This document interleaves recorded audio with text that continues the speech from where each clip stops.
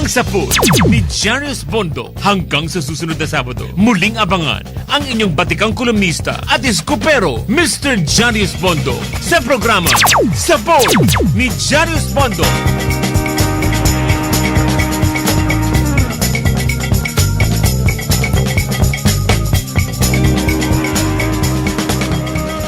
On air, online, on ground. Tama ang balita, tama ang paglilingkod. Saan mang bahagi ng bayan, saan mang panig ng mundo, pinaglilingkuran ang Pilipino. Ito ang News Authority ng Aliw Broadcasting Corporation. Inaabot ang bawat isa, radyo, telebisyon at digital. DWIZ News, laging nagbabalita ng tama, naglilingkod ng tama. Miyembro ng ALC Group of Companies. Time check. Time check. It's 10 o'clock. 10 o'clock na. Gawing habit ang pakinggan at panoorin ang Health Habit sa DWIZ News Nationwide, DWIZ News FM Regional Stations, Aliw Channel 23 at DWIZ News TV. Hatid ng PhilHealth. Pilipino ako, may PhilHealth ako. Hindi lahat ng tao ay nakakapaghanda o mayroong emergency fund. Kaya sa panahon ng pangangailangan, minsan, mahirap magbayad ng hospital bills ng isang bagsakan. Pero huwag kang mag-alala dahil mayroong sagot ang PhilHealth dyan. Narinig mo na ba na mayroon silang Outpatient Emergency Care Benefit o OECB package? Malawak ang saklaw ng OECB packages. Mayroon itong Facility-Based Emergency o FBE package na covered ang lahat ng services at commodities sa emergency department at sa mga extension facilities nito. Mayroon ding Pre-Hospital Emergency o PHE benefit na tumutugon sa mga pangangailangan ng pasyenteng dadalhin pa lang sa health facility. Covered ng OECB ang consultation fee, diagnostics, laboratory, imaging at mga gamot na ginamit sa emergency room. Kabilang din sa package ang electrocardiogram o ECG, defibrillator, intubation, nebulization, oxygen, resuscitation, blood transfusion at hepatitis B e-antigen. Sa Outpatient Emergency Care Benefit o OECB package, kahit hindi ma-admit o umabot ng 24 na oras sa ospital, makaka-avail ng benepisyo ang pasyenteng isinugod sa emergency room. Tuloy ang suporta mula consultation hanggang gamot. Sa Universal Healthcare, bawat Pilipino ay miyembro at sigurado sa benepisyo. Kaya naman, laging tandaan na sa PhilHealth, siguradong may peace of mind ka. Dahil Pilipino ka, may PhilHealth ka. Ang PhilHealth ay kaisa ni Pangulong Ferdinand Bongbong Marcos Jr. sa hangaring maging malusog ang lahat ng Pilipino. Kaya aming pangako sa lahat ng miyembro, tuloy-tuloy ang serbisyo, papalawigin pa natin ang inyong benepisyo. Ako po si Dr. Edwin Mercado, Pangulo at punong tagapagpatupad ng PhilHealth. Ang PhilHealth ay bukas 24 hours, 365 days in a year, pati na sa weekends at holidays. Maaari kang tumawag sa kanilang hotline sa mga sumusunod na numero. Para sa kanilang landline, 02-8662-2588. Ang kanila namang cellphone numbers, 0998-857-2957, 0968-865-4670 o pwede rin naman sa 0917-127-5987 o di naman kaya sa 0917-110-9812. Kung gusto mong mag-request ng callback, mag-text lang ng PHI callback, space, mobile number na tatawagan, space, detalye ng inyong concern at isend sa mga cellphone numbers na nabanggit. Pwede rin magpunta sa kanilang website na www.philhealth.gov.ph at i-click ang click to call icon para makausap ang isang PhilHealth representative. Nandito lang ang PhilHealth para tulungan ka sa anumang oras. Till the next 10 o'clock, make it a habit, makinig, manood at follow na sa Health Habit. Hatid ng PhilHealth. Pilipino ako, may PhilHealth ako. Ang programa ay galing sa mga hosts at panauhin lamang at hindi pananaw ng mga producers at ng pamunuan ng DWIZ News, Aliw Channel 23 at Aliw Broadcasting Corporation. Kayo Ba'y nag-iisip tamang solusyon sa mga problema na inyong sinapit? Mga mana kay Papa, anong dapat gawin? At kanino kayo dapat lumapit? Mr. Taxman. Mga baluktot ba'y gusto nyong labanan upang makatulong sa pamahalaan? Pero sino nga ba ang dapat takbuhan? Mga alam ninyo'y may mapagsumbungan. Mr. Taxman. Mga katiwalian ay nais mong alisin pero sa marami ito ay di pansin. Pero sino nga ba ang makakatulong at dapat tawagin? Mr. Taxman. Narito na siya, ang tunay na kakampi ng bayan, kaibigan ng mamamayan, at laging maaasahan. Mr. Taxman. Morning. Magandang umaga po sa kanilang lahat. It's now the 7th day of the month of hearts. February po. Naku, napakabilis ng panahon at ay tayo naman ay nagagalak at natapos na rin yung ating inaantay na bagong protocol tungkol sa pag-i-issue ng LOA at saka mission orders or TBN. So, yan po mamaya pag-uusapan natin kung ano yung mga pagbabago at anong inaasahan ng ating mga taxpayers. Ito po inyong programa, Mr. Taxman. Jerry Flores po, partner. Yes, good morning Mr. Taxman. Magandang umaga sa lahat ng ating mga viewers, lahat ng ating mga listeners.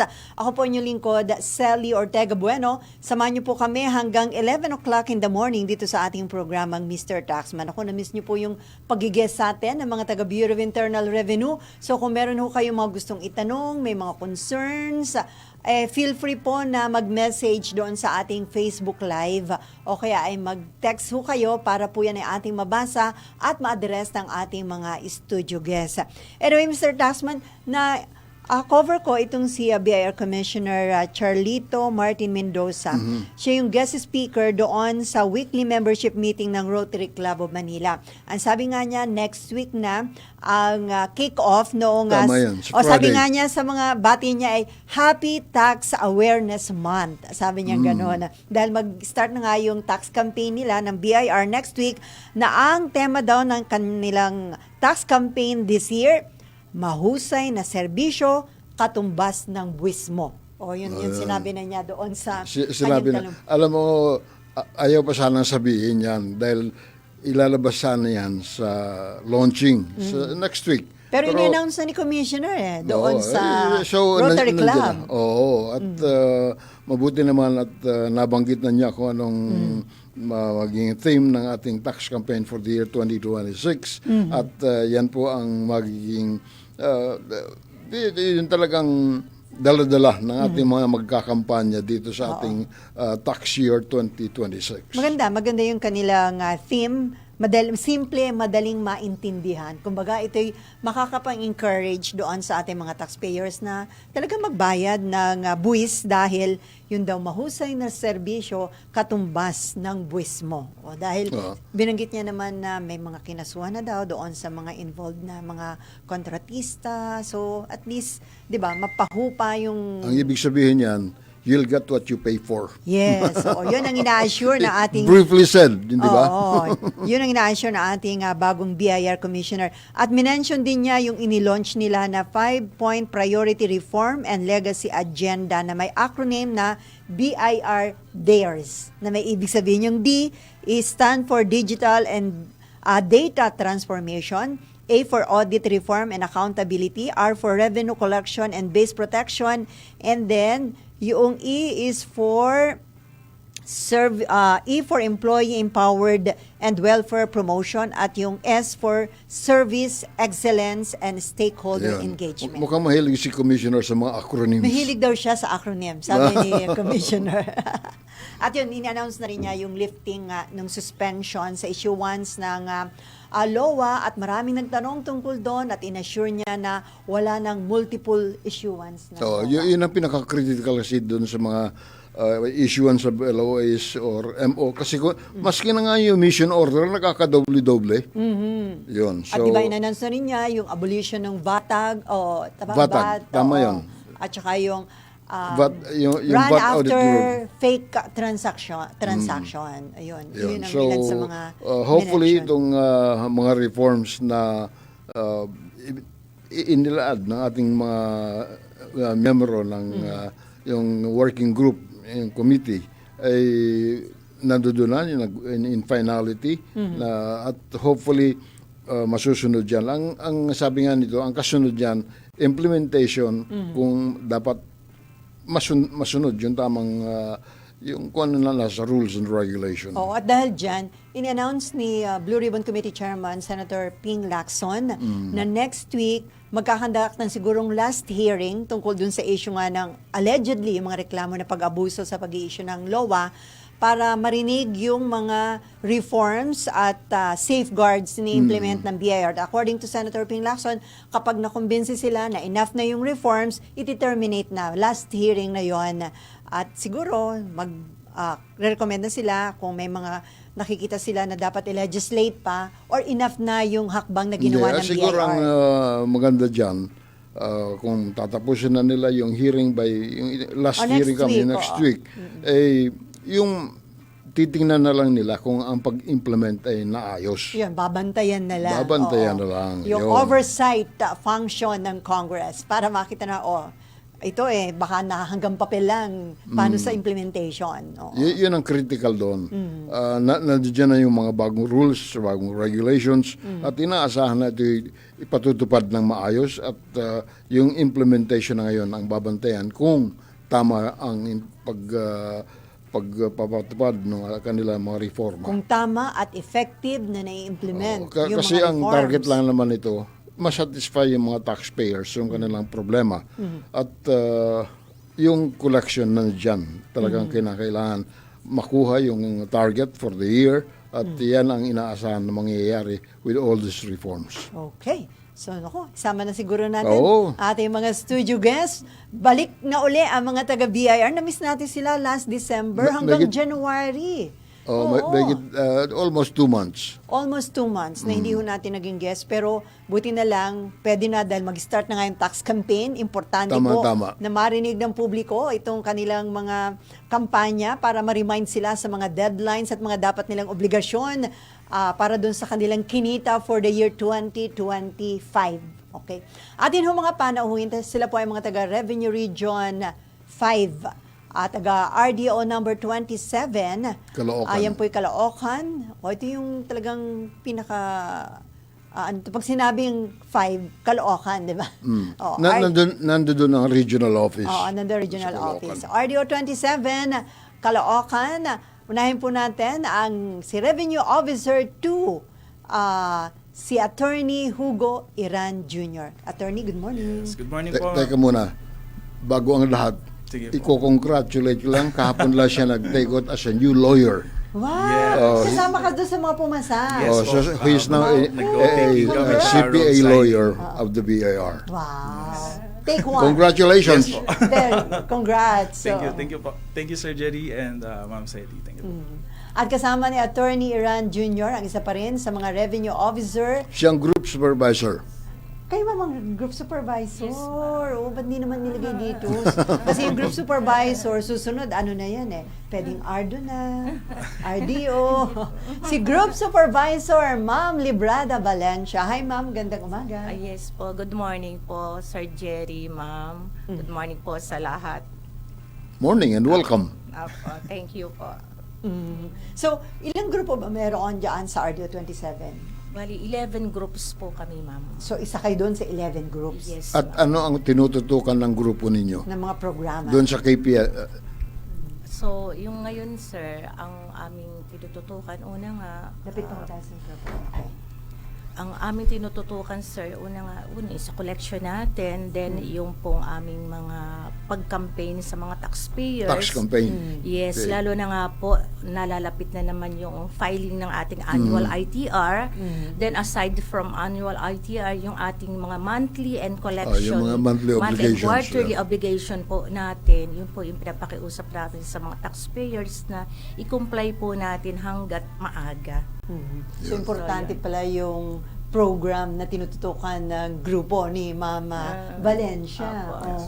So, paano nyo ini-implement yung inyong project na yun? So, katulad ngayon, meron kaming mga follow-up calls. Meron po mga naka-assign kami na TAMP taxpayer. Ilan na naka-assign sa inyo? So, sa amin po, per examiner, meron po kaming 30 At ilang plus examiner po. meron sa grupo Ang niyo? examiner po sa grupo ko ay 4 group members.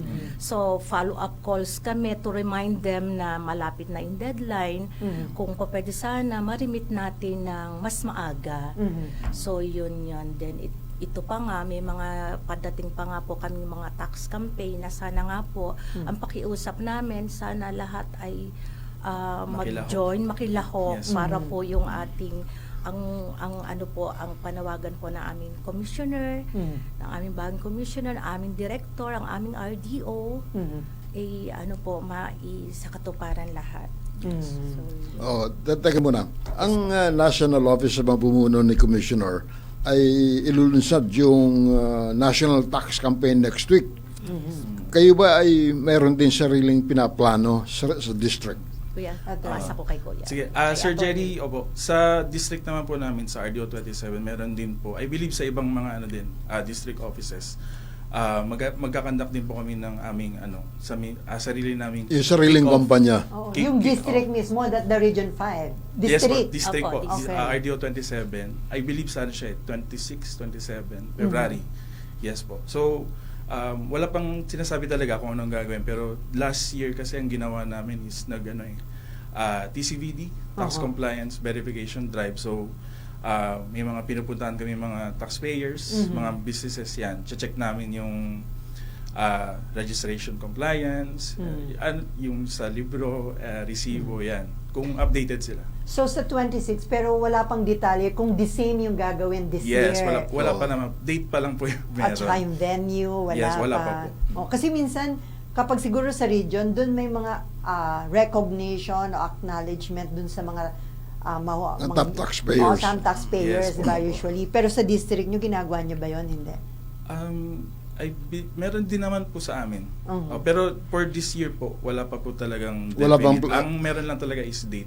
Hindi pa nalalayout yung plano talaga for the tax Yes campaign. po. Yung date pala. Pero yun sa national na banggit mo, attorney, kailan sa Sa 13 po, 13, February 13. next week, Friday the 13th.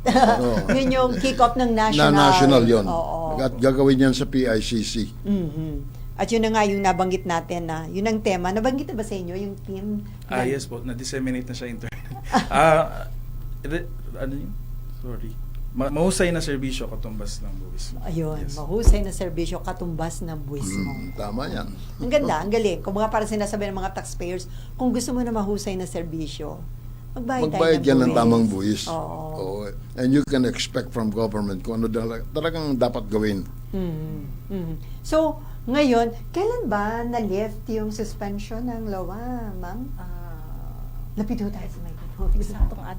Exactong date natin. Effective na, lifted Yes po, na, diba? lifted na po siya. Lifted na Oo. po siya. Ngayong Last February or January. last week of January? Last week po. Last week pa yun. January. The-lift yung suspension. And then, naibigay na ba sa inyo ano yung mga reforms na i-implement ngayon sa pag-i-issue ng LOA? Naka-layout na po siya dun sa, yun nga, yung RMO 1-2026 na naka-indicate na po lahat ng mga changes po na in-incorporate nung ni Commissioner. Oh. So, Mendoza. for the interest of our televiewers, mga taxpayers, ano ang memorandum order na dapat nilang tingnan para na makita nila yung detalye ng pagbabago Yes. tungkol sa LOA, MO at saka TVN? Yes, yung Revenue Memorandum Order po natin is RMO 1-2026 po. 1-2026. Oh. Yan bang unang, the mere fact na 1, yan ang unang RMO under Yes. the new BIR Commissioner. For Mendoza. this year po. For this for- year. for this year, Opo, oo. First RMO po siya. Oh, yung pangalawa yung pag-designate kay Attorney Ray De Los Santos ng legal ang maging official spokesperson ng BIR. Yes po. Opo. So yung RMO na yon available na sa website Yes, ng BIR. nakapublish po siya sa website po ni BIR. Can you tell us ano yung mga nandun sa RMO na yon? Yung pinakauna po, tawag dito, yung isang LA na lang po talaga yung i-issue Sa loob ng ating isang taon. mga taxpayers here. Yung i-cover po na year per year po siya. Alam mo yung mga nakaraan nating programa, naging guest natin yung from PICPA, from Phoenix at saka from TMAP, Oo. na iisa ang talagang tinututukan nila na pagbabago sa tungkol nga dito sa pag-i-issue ng LOA at saka MO na mawala yung multiple issuance of LOAs for a particular taxpayer for the same year for different tax liabilities. So, para i-consolidate na lang lahat, di ba? Dati kasi isang LA yata, sabat, isang LA sa different, tama ba ma'am? Tama. Yes. Yung dati. Yes. Opo. Oho. So, Bali, yun nga, before po, sa may VATA section po kasi, si BIR. So, ang focus po ng audit talaga nila is sa VAT lang, VAT transactions. And then, sa district offices naman po yun, yung other taxes, income tax, withholding. kaya yan. naging ilang LOA noon? Yes po, kasi yun, meron silang authority before na mag-issue ng separate LAs para sa VAT lang. And then sa district offices naman po yung other taxes na po. Pero ngayon, under... Ngayon po, yun nga, nilabas na RMO, isang LA na lang po talaga yung i-issue For ni BIR. all tax liabilities. Yes. Oh. Ano sinasabi? Paano may sinasabing system generated? System generate. Bali, may nakalagay din po dun sa RMO no, na yung ang may issue na lang po ng mga LA is system na po magdetermine. So may mga criteria po siya kung pasok po siya dun sa pwedeng ma-issue ng LA. Oh. At ano yung mga criteria? Marami po siyang so isa na po dun yung sa mababang compliance pag mababa yung payment niya, yung comparison sa kanyang sales, ayan. And then meron din tayong mga mandatory po na na taxpayers na may issue din ng LA, like yung mga magsasara na, and then yung mga may namatay din, ganun po. Yun. Dati ba walang criteria? Meron din naman po, pero Ngayon klaro. ngayon mas klaro na po yung criteria. Ilang criteria nakalagay doon sa RMO, di ba? Revenue. RMO 1-2026 po. Ilan yung nakalagay doon na criteria?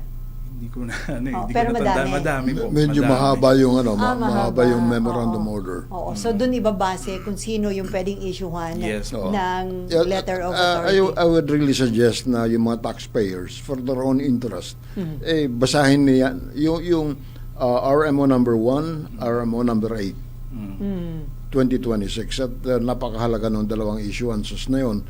At doon nila makikita kung ano yung mga pagbabago. Yes po. Kung dati, kanino dumadaan yung approval ng LOA? At ano ngayon, under this RMO, kanino nadaan yung approval ng issuance ng LOA? Before po kasi, dinelegate po siya sa mga regional directors. Ngayon po, ang may pinaka-say na po talaga is si Commissioner na po. Doon na, approval ni Commissioner. Subject for na his approval na po lahat ng i-issue na LA po. Hindi, alam mo, maganda ngayon, nag-set up ng criteria. Kaya nga, sinasabi na electronically it can be generated kung sino taxpayer subject for investigation. So, ang mangyayari dyan, wala na yung maring every year, yun ang i-issuean ng LA. Yes. So, for this time, meron ng criteria. Maring ma-issuean ka ng taong ito ng LA, next year baka hindi ka na ma-issuean if you have complied with the requirement. Yes. So, yan ang maganda rin doon sa computer-generated na mayroon ng systems-generated na sinasabi at nandoon na yung criteria. If you don't fall within that criteria, hindi ka dapat issue ng LA. Yes po. Pero di ba, Ma'am Librada, itong LOA, malaking naitulong nito sa BIR para sa compliance ng mga taxpayers. Yes, ma'am. Opo, isa po siya sa daan para yung mga taxpayers talaga mag-comply, magbayad talaga kung ano yung dapat nila bayaran. Alam mo kasi ang implementation ng LOA, ang sabi nila, the enforcement activities of the Bureau generates only about 2 to 3% of the national collection. At malaki pa rin yung voluntary compliance ng mga taxpayers. So, nung nasuspend ba ito for, gano'ng katagal ba ito nasuspend? 2 months? 3 months? 2 months? December, almost 3 months January. na po. Crucial pa naman yun dahil naghabol kayo ng goal for the year 2025. Yes. Oo, in a way ba, kahit paano naka-apekto yung suspension? Ay, malaking effect po, ma'am. Siyempre, ang mga taxpayers, sabi nila, parang naging ano na din nila na parang pahinga ba sa pag-comply. Kaya malaking effect po sa collection namin. Okay, magbabalik po yung programa, Mr. Taxman. Oras po natin, 25 minutes after 10 o'clock in the morning. Mr. Taxman.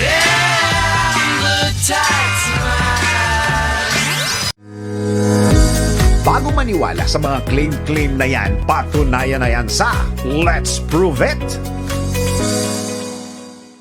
Karamihan sa mga tao ang madalas maramdaman pagkatapos kumain ay ang pagkaantok. Pero alam mo bang hindi dapat ginagawa ang mga yan? Tara, let's prove it! Ayon kay Dr. Atoy Arboleda, nakakasama sa digestion at metabolism ang pagtulog pagkatapos kumain. Dagdag pa sa UPMC Health Beat, magkakaroon ka ng trouble sa pagtulog sapagkat maaari itong magdulot ng stomach pain o ang pagka-bloated at posible ka rin makaranas ng heartburn. Bukod pa dito, isinaad ng mga eksperto na ang taong madalas matulog pagkatapos kumain ay madalas na nakakaranas ng obesity o ang pagtaas ng timbang. Kaya naman, kung ayaw mong tumaba at magkasakit, iwasang matulog agad pagkatapos kumain. Mainam na mag-antay ng 1 o higit pang oras bago matulog. 5 p.m. Pauwi ka na ba o papasok pa lang? Siya na ang opisyal na makakasama mo on the road. Si Bong Nebriha sa Biyahe IZ. Pagtaas ng gasolina, may strike ba o wala? Saan traffic, saan hindi? All-in-one balitaan sa mundo ng transportasyon. Biyahe IZ sa DWIZ News, Metro and Mega Manila, DWIZ News FM Regional Stations, DWIZ News TV at DWIZ News Online. Bong Nebriha sa Biyaheng IZ. Tara, babiyahe na! Araw-araw, 5 p.m.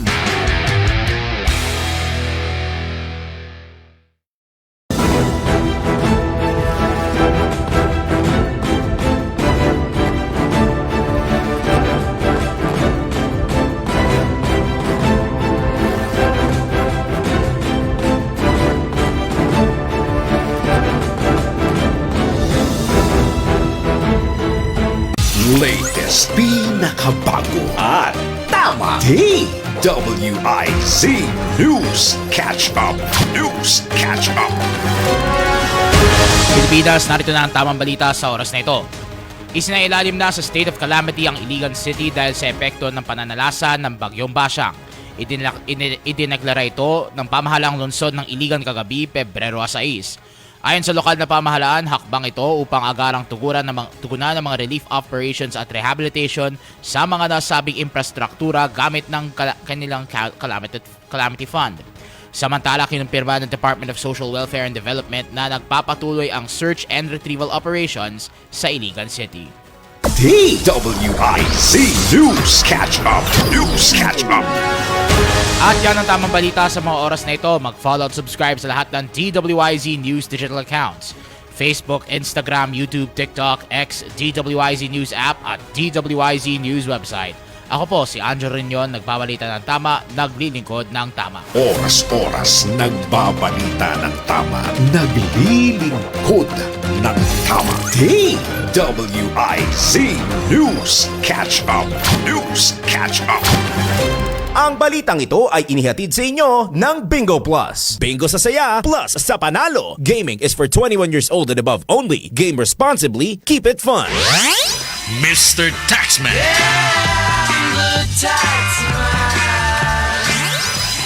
Nasa second half na ho tayo na ating programang Mr. Taxman ngayong araw na ito ng Sabado, February 7. Aba, next week pala, Valentine's Day, yung program natin, 14. At ang ating pang 22nd anniversary. Kailan ba ang ating February, di ba? February. Oo, February, 22 years na to. Ang Mr. Taxman na tumutulong ho para maipalaganap sa mga taxpayers, yung mga program projects ng Bureau of Internal Revenue. Meron akong napansin, no? Na dati-dati, month of March ang tinatawag na tax month. Oo. Pero ngayon, under Commissioner Mendoza, February na ngayon ang tax awareness month. Oo. Actually naman kasi, January pa lang, pwede na talaga naman na mag-file at magbayad ang ating mga kababayan sa kinita nila for the taxable year 2025, di ba, ma'am? Yes po, tama po. Kasi siguro inagahan, para, kumbaga, maagang ma-remind yung mga taxpayers at hindi laging, di ba, yung kumbaga nakasanayan na last minute. Apo, last Sa minute deadline. nag-rush deadline. O, pag sinabi nating deadline, kailan nga ba? April? April 15 po ang deadline ng filing ng ating annual ITR. At tapos na noon ang Holy Week. So, ibig yes. sabihin, Pagkatapos ng Holy Weekend, di ba? Yes Oo, po. hindi magkakaroon pa ng ilang araw na walang pasok yan, bago yung deadline sa April 15. Yes po. Teka muna, balikan ko itong RMOs na na-issue ng National Office. One of them, dun sa mga RMOs na yun, nag-set ng March 4 to consolidate all previously issued LAs or MO kung mayroon man. So, anong sitwasyon yan?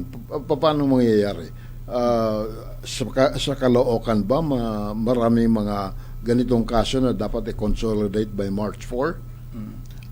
Well, ngayon po wala kaming hawak ng figures kung ilan yung Okay parang lang. pending. Pero ang yun nga mangyayari po noon, lahat po nung pending na may VAT audit and then meron din pong audit sa district office, automatically siyang ko-consolidate po. Para isa na lang din yung LA talaga nila. Gano'n ba karami itong mga taxpayers na apektado rito? Wala po akong rough estimate talaga kung ano, pero hindi naman po siya super dami na ano. Siguro mga 3,000. So, ang mangyayari niyan, starting March 4, March 5 or whatever, isang consolidated LOA na lang ang pwede ma-issue. Replacement ELA po siya para dun sa yung kung meron po silang ongoing audit sa district and then ongoing audit sa paano nga pala mangyayari doon kung ongoing yung audit at meron several LAs issued up to the taxpayer? Yun po, ang dun po sa base po dun sa RMO, by March 7 na automatically siyang makakonsolidate. Mag-issue po ng replacement ELA para po dun sa mga na-issue na before. May replacement. Yes na po. Sa ngayon ba, tuloy ang investigation na, di ba? Lifted na? Yes So, tuloy yung verification or investigation under the old issued LOA. Yes po. Yes po, Sir Jerry. So, okay. Paano mangyayari? Kung itong isang taxpayer nga ay na-issue ng multiple. May replacement daw.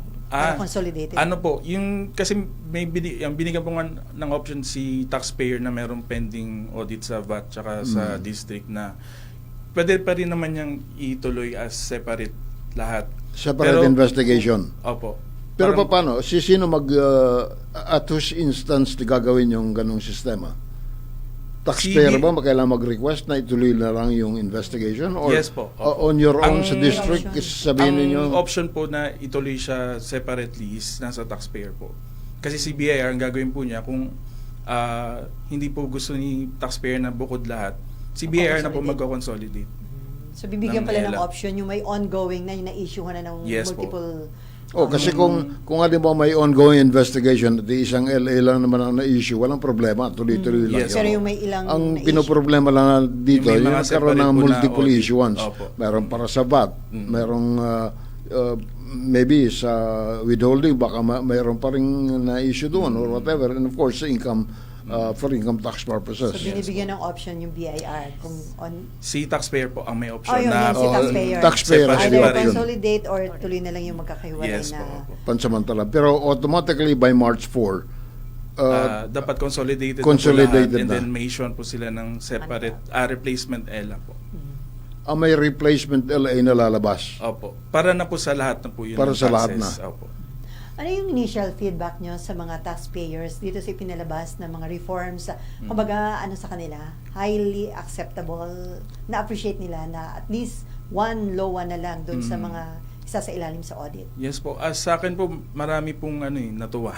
Na parang relief isa na, daw sa kanila. malaking relief po talaga siya kasi yun nga, ang common talaga nila is yung sa isang taon may 2, may 3.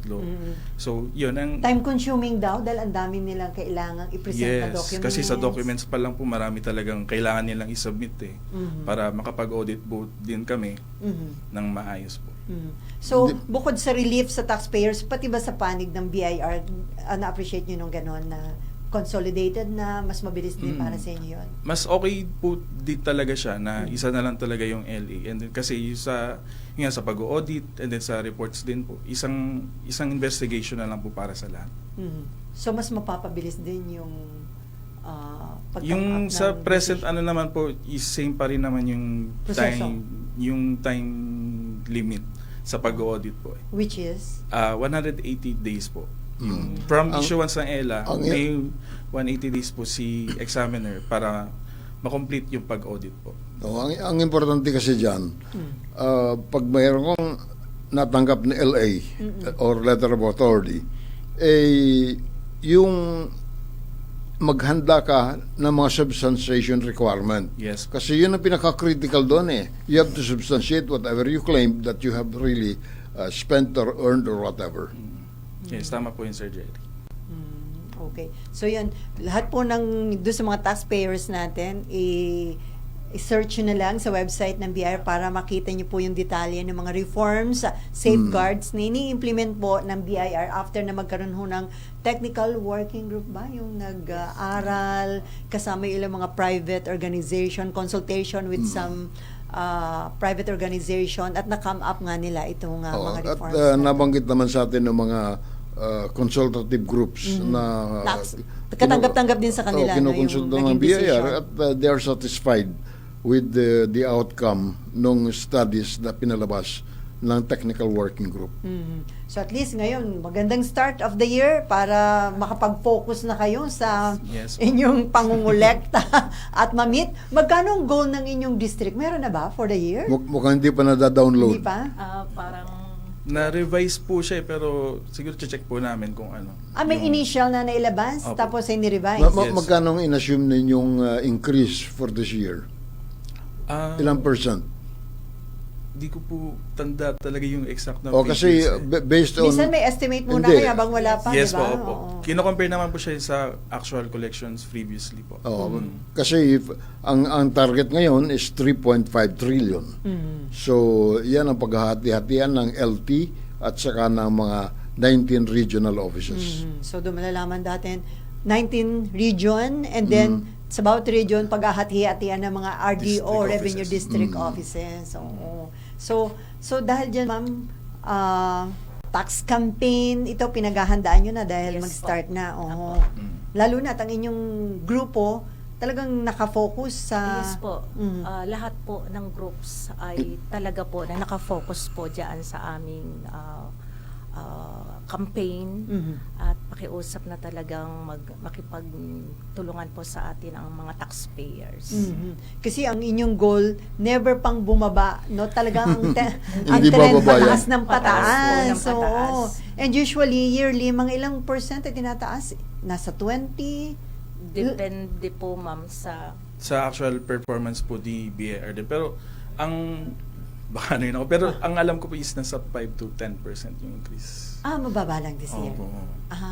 Okay. At least, although ko siguro dahil yung last year medyo nahirapan dahil Yes nga po. maraming mga nangyari, mga developments na nakaapekto sa pangungulekta ng buwis ng Bureau of Internal Revenue, lalo na yung medyo talaga nagkaroon ng slowdown sa implementation ng mga infra projects. Oo nga, pero alam mo si Commissioner natutuwa rin dyan dahil yung voluntary compliance ng mga taxpayers ay hindi rin nagpabaya. So nandoon, kamuntik nang maabot yung target for the year. Konti na lang. Konti na lang. O, isipin mo, kung walang naging Kung problema, walang naging problema, mukhang na-hit or may surplus mauulit pa. yung 2024 na nag-exceed ng target yung BIR.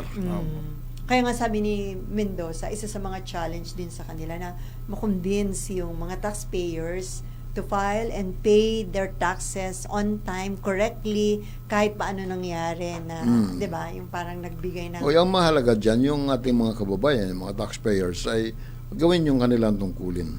Pay the correct amount of taxes and pay it on due date, o tamang panahon. O at ngayon naman, di ba, ang dami ng ginawa, hindi lang BIR, kundi ang Kongreso ng mga batas para mas maging maginhawa, mabilis ang pagpa-file at pagbabayad ng mga taxpayers. Meron tayong EOPT, Ease of Paying Taxes Yes, Law. po. Di ba? So, dun sa deadline, lahat pwedeng gawin na nila online? Yes. Almost all transactions na po sa BIR is online na po talaga. Like yung pagpa-file po ng return and then meron din sa payment din po may mga online payment channels na rin po na available para makapag-file nga and bayad. Pati mga yung taxpayers e-wallet natin. pwede na, tsaka Pati ba credit card, pwede na sa pagbabayad? Yes po, pwede po. Oo. May nasa website din po ni BIR yung mga available na channels para makabayad po online. So, Ang isang account yata sa BIR na mukhang nahihirapan itong ISG na gawa ng paraan na maging automated ay yung transaction on estate tax. Opo. Kasi super complicated po based on experience. Case to case basis po talaga, maraming namatay, meron din maraming properties na naiiwan. komplikado. Yun yung mga Sanga-sanga. sabi nga nila, nagsanga-sanga. Yes po. Parang Literal po na family tree. Oo, parang minurder daw. computation. Pero palagay ko naman darating ang panahon na all tax liability sa bureau na dapat bayaran ng isang taxpayer ay ma-automate lahat ito. Yes, but hopefully, Sir Jerry, in the future talaga. Isa naman po yun sa mga Yun ang agenda trend, po ni Commissioner. Digitalization. Digital. Although pagdating sa estate tax, meron ng proposed bill na tanggalin na yan, abolition ng estate tax. Oo. Hindi na natin kumakapas. Yun ang trabaho ng Deputy Charo. Anyway, lahat ba na nag-avail ng estate tax sa inyong district, na-issuehan nyo na ng na-issuehan na ng e-card? Ng e-card, ma'am, hindi pa po. Meron kasi- pang hindi? Yes, ma'am. May mga naiwanan pa kasi sa sobrang dami nang nag-avail. Oo. Maganda ba yung compliance sa inyo Ay, opo. nung amnesty? Yes, sir. Marami pong nag-avail eh. Marami Kasi po. yun nga, yung mga nakatandaan na, Oo. yung mga tawag dito, maraming ang properties, yun po. Ang importante, nakahabol sila doon sa deadline. So, kung meron silang naiiwan na mai-submit na documentary requirements, yun na lang yung magpapatagal kung kailan may issuehan ng e-card. Tama po ba? O yung Yes, mga sir. extrajudicial settlement. So, ngayon marami pa na pending sa inyong district. So, marami pa po, ma'am. Kasi sa dami nga po nang Nag-avail nag-avail. po eh. Dahil sa dami na nag-avail. Oo. Ang importante yun lang, wala namang deadline, nakabayad na sila, it's up to them kung kailan nila mamimit Hindi yun. alam mong problema dyan. Dalawang klase yun eh.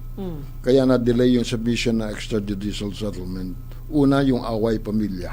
Yes, yung sa kung nasa Ang korte. ikalawa, yung may problema sa korte. When it's in the courts, you cannot decide or you cannot say, kailan nga ba pwede yan? Ay, depende kung ano decision ng korte. Pero meron pa bang humihirit na sana may another extension sa estate tax amnesty? Opo, medyo, Hindi, itong mahalaga siguro doon sa mga nag-aantay na mag-submit na extrajudicial settlement. Una, dapat nagkaroon sila ng certificate of availment doon sa pag-avail ng amnesty.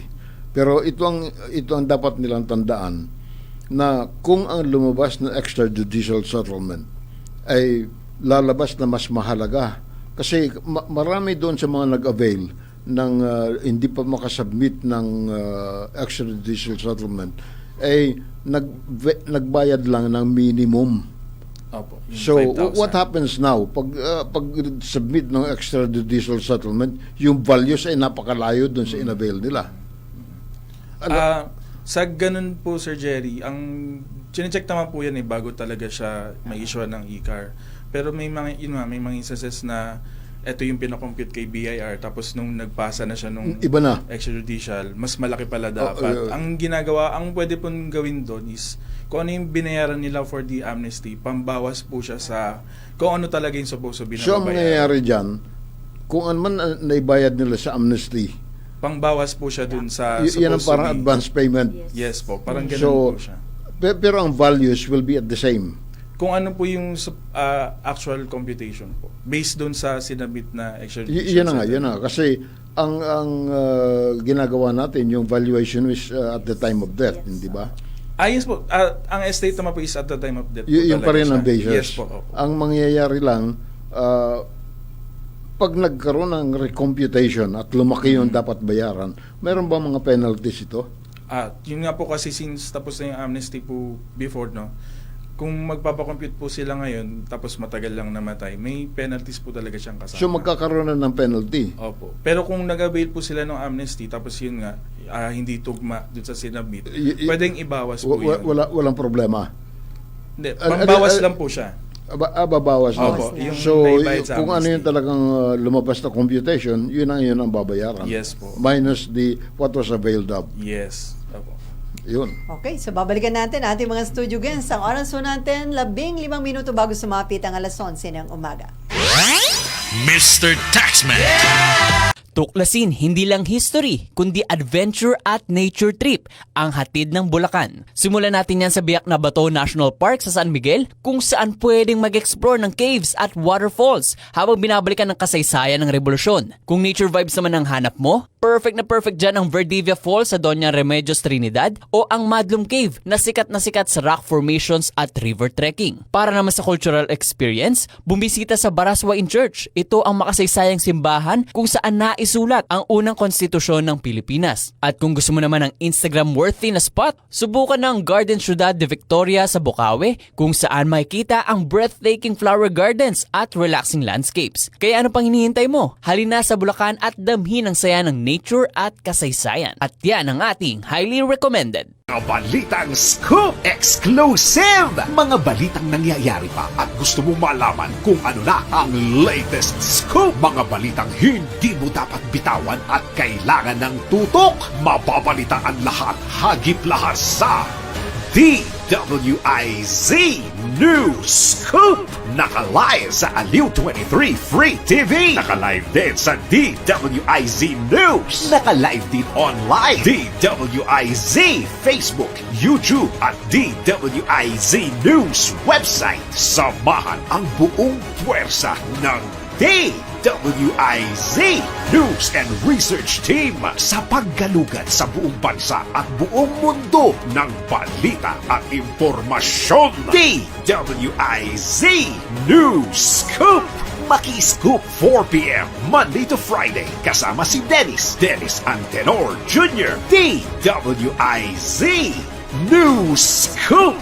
Bahagi pa rin ng inaabangan tuwing hapon sa DWIZ News Hapon Highlights. Nagbabalita ng tama, naglilingkod ng tama.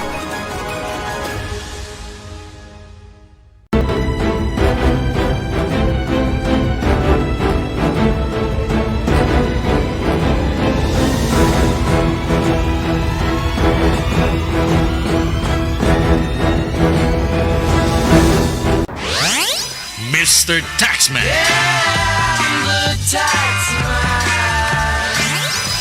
Okay, meron na lang tayo 13 minuto bago sumapit ang alas 11 ng umaga. Kasama pa rin po natin ating mga studio guests mula sa RDO 5, Revenue Region 5, RDO 27 Caloocan. Sina Group Supervisor, Ma'am, ano bang nickname niyo, Ma'am? Levy. Si Ma'am Levy Valencia at ang brand new lawyer, si Attorney Hugo Iran Jr. Ang galing naman apelyido mo, Iran. Iran po. Mga taga Cebu po kami. Mga taga Cebu. Oh, may Iran sa Cebu. Anyway, yun nga, mag-start na yung kick-off. So, yung bang deadline, di ba, April 15, anong araw yun? Babagsak yung last day ng filing and payment ng... basta after ano po yun parang 1 week after the Holy Week. So, ang Holy Week, walang pasok ng Thursday and Friday. So, may dalawang mawawala pa. Tapos wala rin tayong Sabado. Correct. Oo. So, dapat yung mga taxpayer, i-encourage nyo ba na bago sila magbakasyon ng Holy Week, isettle na ang dapat nila, bayaran at i-file ang dapat i-file? Yes po. Panawagan po namin sa mga taxpayers natin na huwag na po nating antayin pa yung deadline mismo. File and pay ahead po. Sa lahat ng deadlines, hindi lang dito sa... Yes po, hindi lang po yung annual ITR. Yung po ating mga monthly and quarterly filing and payment. Paki-settle po ng maaga. Alam mo, partner, yung mga taxpayers, kung talagang nagdidili-dali sila sa pag-file ng income tax, alalahan nila ang EDSA. Oo. Kapag nagsabay-sabay. Oo, pag maghahabol sila ng deadline, yan, nagkakabuhol-buhol na. Pati computers, nag-ahang na yung iba. So, attorney, mangyayari on April 15, di ba pwedeng online? Hanggang 12 midnight, pwede sila online. Yes po, 11:59. 11:59. Pag eksaktong 12, late na yun. Late ka na.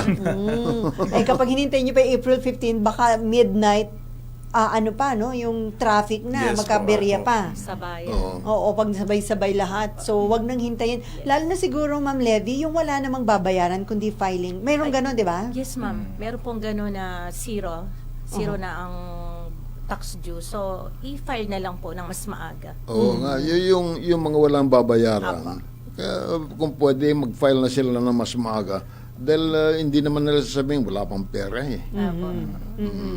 Ang medyo komplikado, kung ikaw ay may multiple employer, paano yung attorney, yung ganon? Pag sa multiple, yung mga Anong employees tawag sa natin ganun? na may multiple employers po. Kasi pwede po sana sila mag-avail nung substituted filing kung isa lang yung employer nila. Pero in case po na dalawa within a year, like nag-resign sa isa tapos nagkaroon ulit ng trabaho, yung mismong employee yung magpa-file ng kanyang ITR. So, yung form po na gagamitin is 1700 and then i-consolidate niya po lahat doon yung naging income niya from the different employers. Pero kung ako, in 1 year, ang kinita ko ay less than 250, wala akong babayaran. Yes po, wala. Pero still, Kailangan pa rin po mag-file. Oo, dahil kung hindi, May penalty po siya Ayun. pag hindi nakapag-file on time. ayun. Basta kahit anong batas dyan na hindi mo nasunod, may multa yan.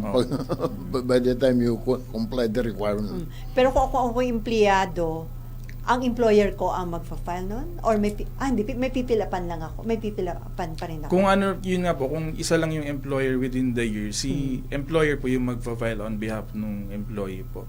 So actually, ano na siya dapat nabigay na sa mga empleyado yung BIR form 2316.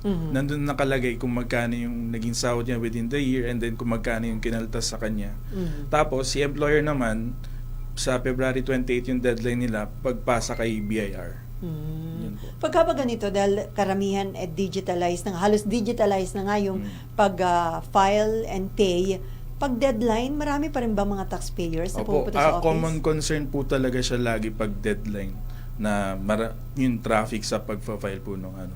Pero pumupunta pa rin sila personally sa inyong office? May mga iilan pa rin po pero sinasabihan namin na ang filing po talaga is online talaga. Pero dahil may e-lounge kayo, kung wala, let's say, wala Sa kaming bahay. computer o kaya magpapa-assist, nandyan yung e-lounge. May e-lounge po Yun ang ang really bawat yung purpose ng e-lounge. Para matulungan yung mga taxpayers na hindi alam paano, hindi sila techie. Sasabihin nila, hindi kami tech savvy. So, pangalawa, yung mga taxpayers ay ma-familiarize din nila yung workings ng BIR. Pumunta sila sa e-lounge at pwede magpatulong doon kung hindi nila alam. So yun siguro isa sa mga, alam ko, sa dating BIR Commissioner, pina-improve ang e-lounge. Yes Kasi po. nga digitalized na. Opo. So siguro dito sa deadline isa yan sa mga medyo magdadagdag kayo ng tao or Expected na po yan pero magre-ready naman po yung RDO 27 para tanggapin lahat ng taxpayers na magwo-walk-in po para magpa-assist sa pagpa-file ng ITR. pag nag-walk-in, hindi ba sabi, hindi na pwede dahil digitalize, uwi kayo. Hindi naman I-accommodate po kasi yun. nandun na siya sa pinto So, I-assist i-accommodate po siya. sila. Opo. Meron ho silang e-lounge na dun ho kayo pwedeng mag-file online. Yes. Teka mo na, baka may mga deadlines yun na iba pa. i-remind Opo. Yun, bukod po sa annual ITR, yung mga annual information returns natin, yun nga, yung sa 2316 sa employers po, ang deadline is sa February 28. Sana makapagpasa ng mas maaga para hindi ma-penalty. And then, yun, isa din yung parang request sana. Kasi yung sabat po natin, quarterly na siya pero pwede may monthly. May option po si taxpayer magbayad monthly. So, yun. Kung may anticipated naman na kayo kung magkano yung for the month ng January, pwede na siyang ibayaran for the Nitong pagpasok ng bagong taon, January, meron bang mga requirements na dapat na-meet ang mga taxpayers pag pumasok ang bagong taon? Isa po yung yung inventory natin, inventory list, yung mga may goods po, yung kanilang business. Dapat nung January 30, nakapag-file na po sila.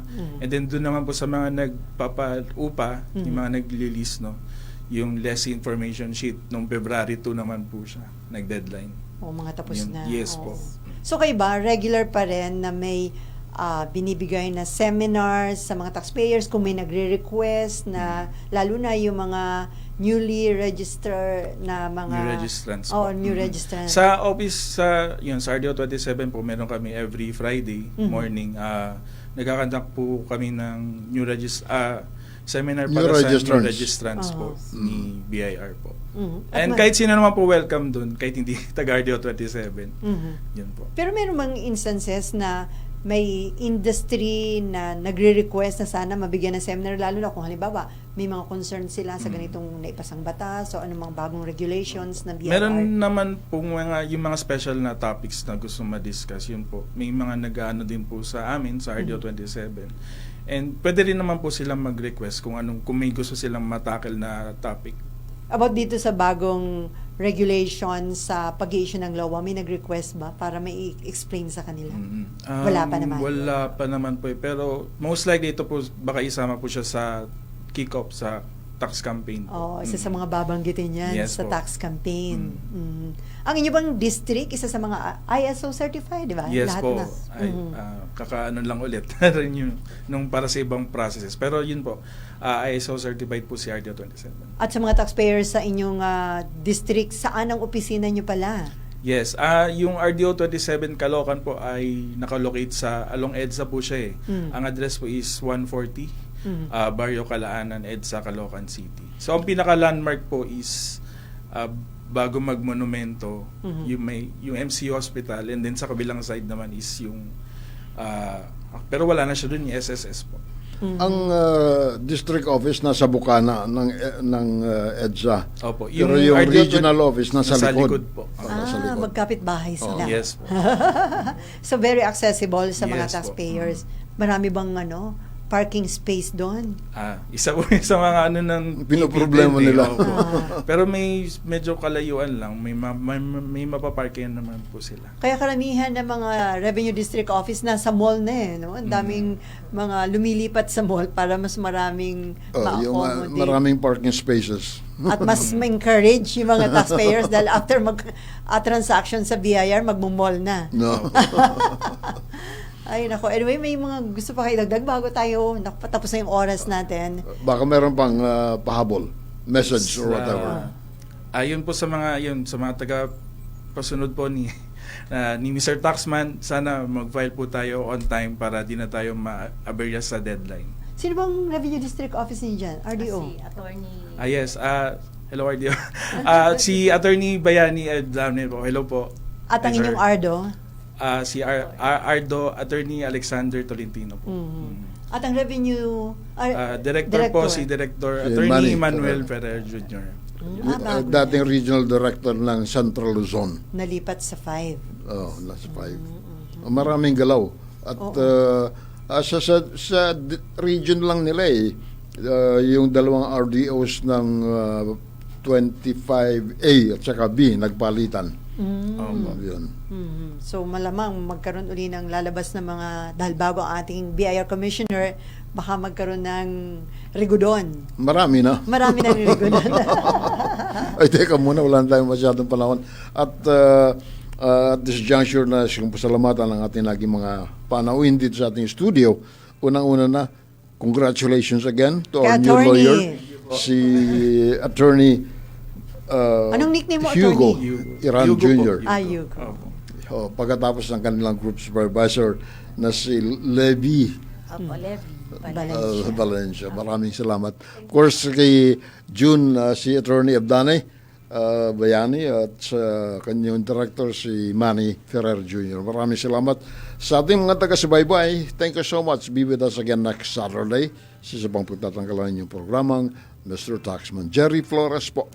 Batiin muna na happy birthday si Angie Rosales, isa ho sa mga staff ni Senator Jingo Estrada. At advance happy birthday kay Irene Messina. Nagparamdam na siya dahil ang birthday niya parang February 17. Si Irene Messina ay from BIR Makati. Parang sa Chief Assessment Section ba siya? Basta dyan ho sa BIR Makati, sa Irene Messina. Anyway, ako po ang inyong lingkod, Sally Ortega Bueno. Magbabalik ako mamaya 12 to 1 sa IC Balita Nationwide at sa Balitang Paliparan ni Raul Esperas. At mamaya naman po 2 to 3 in the afternoon sa ating programang Usapang Senado. Antabayanan sina Attorney Lorna Kapunan at Sir Jimmy Regalario sa kanilang programa. Laban para sa karapatan. Bye! Sumainyo ang programang Mr. Taxman.